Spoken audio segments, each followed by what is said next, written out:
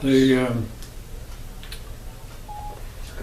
generals called the engineers together and said, we believe maybe some of our projects may have succeeded if we got armor across the river. And that's your mission now, is to get armor across the Recipient River. Well, I was on reconnaissance up north of Cassino, and I found a German bridge that had been blown, or the Germans had blown a bridge. They blew the abutments, and the slab fell like this, and it dammed it, and flooded our side, but the riverbed was dry. And I reported this to my colonel, and he called the general. Well, I mean, they put a task force together right then.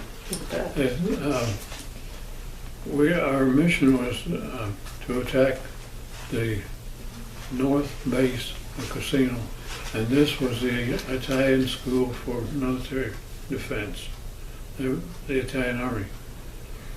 They had dug in positions in the base of the Cassino Mountain for pillboxes for their school of defense, and there were a lot of pillboxes placed in the ground. The Germans put those in. They would scoop out a hole and put this is, if you can imagine, a pillbox about 6 foot high and about that wide. Just drop it in there enough that this metal top was flush with the ground, and with machine guns in them. And they also had their ports behind them with big guns on them. Well, this is what we were facing. 184th was assigned a mission, and Highway National Guard, 34th Division. For 3 nights in a row, they fired into that pillbox positions and charted where they received fire. And they gave us address information to I briefed the generals up there at Bridgeport, and General Keyes says, Dallas, you know the way you can lead us. Thank you. So he assigned me to a light tank to lead this thing, and we got B Company to blow the bank so that they could drive in, and took the 776 in there and defilade. The Germans didn't see them coming in. We got to another bridge that was blown about half a mile closer to town.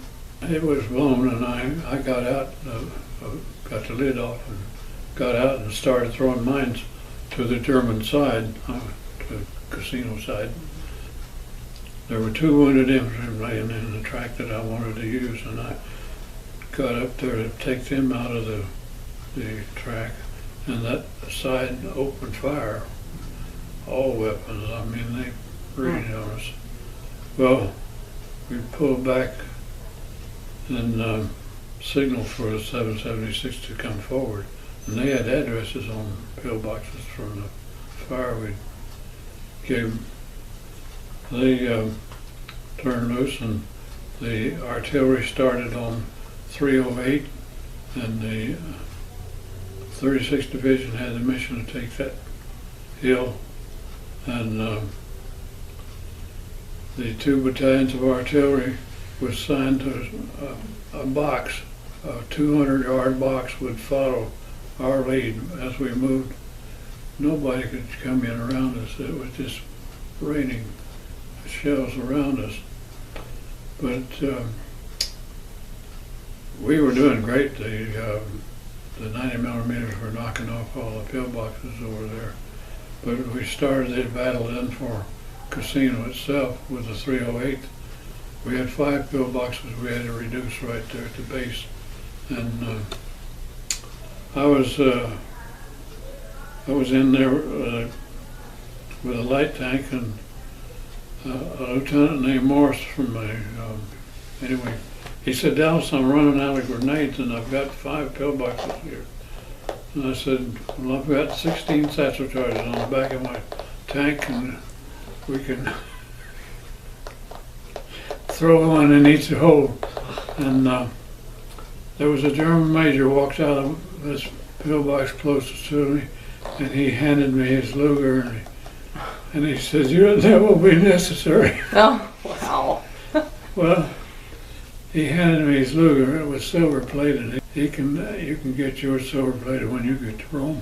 And I turned him over to the 184th, and his 15 people come out of it with him, and we threw a satchel charge in the below inside of it.